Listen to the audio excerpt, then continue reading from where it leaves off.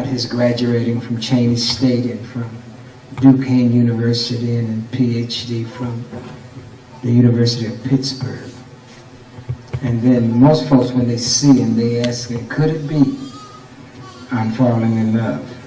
Well, if you think that's all that Dr. Steals is about, you are missing out. Yes, he's a tremendous composer, songwriter, which is the same thing. But I've had the opportunity to sit down and talk with him.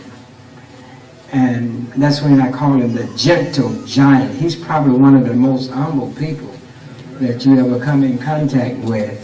He's not one of those that, you know, got all of these accomplishments and then he runs around wanting you to know it. I told my son once, I said, it's the difference in people wanting to honor you and you wanting the people to honor you.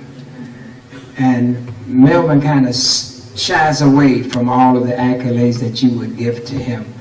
I heard him, I was so impressed by a presentation he did. He was presenting his cousin at a function for the Moderns Club, and I got blessed by just listening to him present the speaker of the hour. And by the way, I need to let you know, and he'll get me later if he didn't want it out, but he has done a gospel version of Could It Be I'm Falling. And the reason I know it, because he gave it to me. Amen. And I appreciate it. He's also a twin, and he and his brother collaborate so often. You can read, if you don't have it, get my copy of all his accomplishments. But I wanted you to see Melvin, the man. And I think that's what we were doing as the men's group, to present Melvin, the man. Let's receive Dr. Melvin Steals.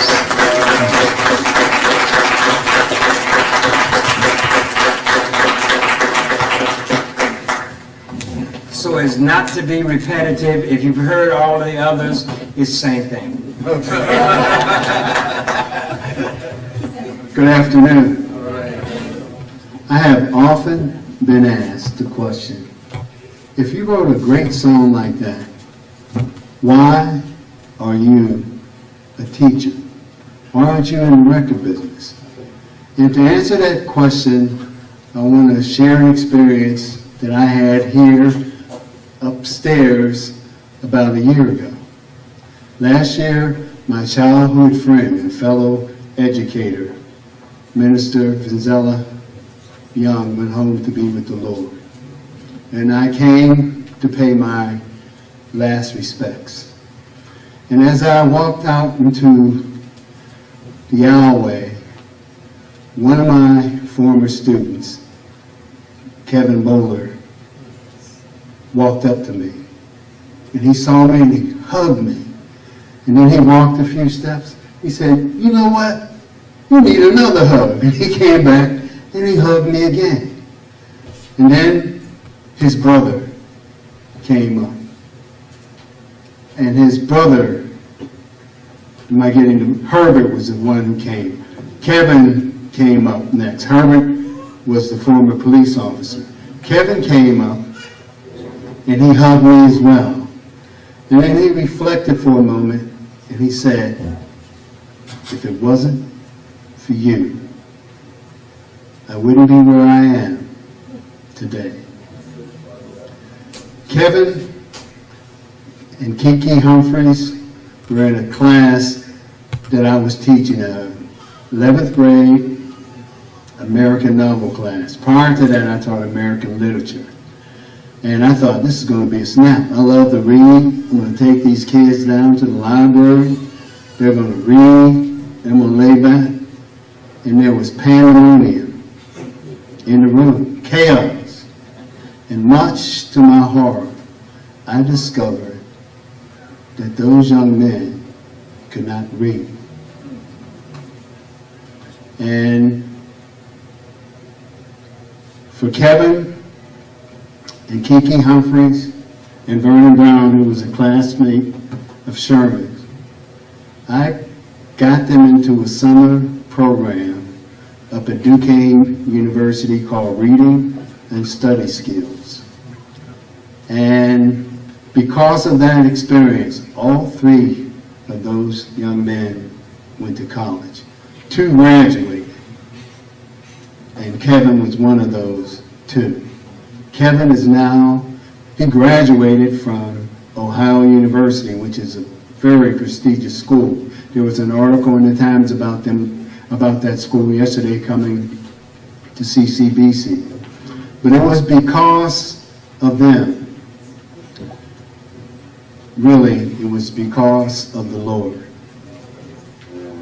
My steps have been ordered by the Lord. I have had many challenges in my life. Last year this time I couldn't have walked from my seat up to here because of a back problem I have.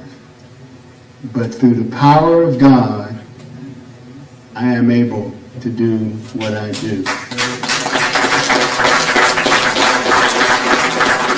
And when I look down here, I didn't teach Alvin, but Alvin worked with me.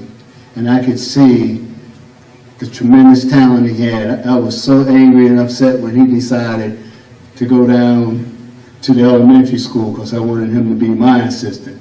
But God did great things with him down there. Sherman, I taught Sherman in 12th grade, and I wish that I had had him in 9th grade.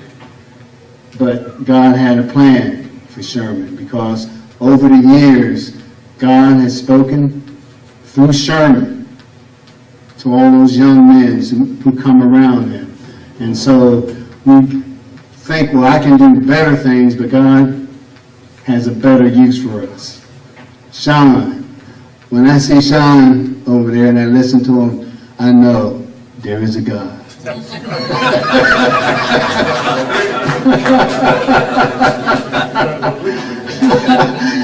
And if I don't say something very nice about my last student I taught who's up here, I'll go out of here in handcuffs. And I would like to think in some small way that God used me to touch each and every one of your lives. I didn't teach the twins, but I taught their mother and father. So I'll take a little bit of credit for that too. And I just want to thank my brother John. A lot of people were upset last year when Head Start got moved down to Rochester. And I accompanied John and Willie Salas, the president of the Beaver County NAACP, down to Rochester.